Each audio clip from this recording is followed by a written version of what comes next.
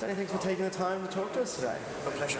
You just did a bit of a sound check. What are your vibes of this room to for the show today? It's cool. We've had several good gigs over the last couple of days. Well, both of them have been really good. The vibe from the Australian fans, I presume probably because we haven't been here for 4 years, but has been amazing. So the place has got a good feel to it, and the crowd's got a good feel. We're on to a winner. You had a competition to get some support bands and some up-and-coming metal bands in Australia to play with you guys.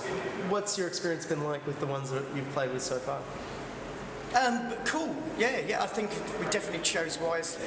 I got a bit worried because the sort of cut-off date for the suggestions was rushing upon us, and we were in Indonesia, and the whole weekend we couldn't get Wi-Fi or anything. It was just a complete nightmare.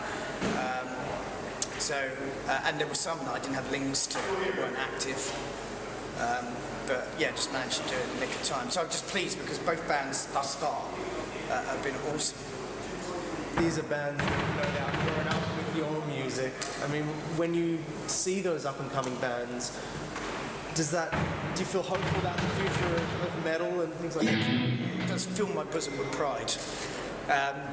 No, it's good because they're sort of carrying the flag onward, and they're very unique to themselves as well. I mean, that was the whole purpose of it. We didn't want anything that was too alike.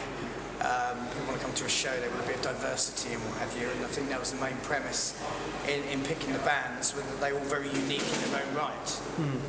In a good way as well, so it helps. Do you notice a change in the music from where you started? Because, I mean, you've changed as well. Yeah, I don't know. I mean, I think it's pretty much the same. The scene obviously comes and goes, and, you fall in and out of grace with various people along the way. Obviously, the music scene it's got bigger. It's a bigger pool, but obviously there's not as much money in music anymore. And you've got the whole download issue and too many bands, and not people having enough money in their pockets to see them all. So in that respect, I think it must be a lot harder. So I think maybe that's what's giving some people some longevity, is that they're having, the sort of backs against the wall, and they've got to produce something magic out of their ass.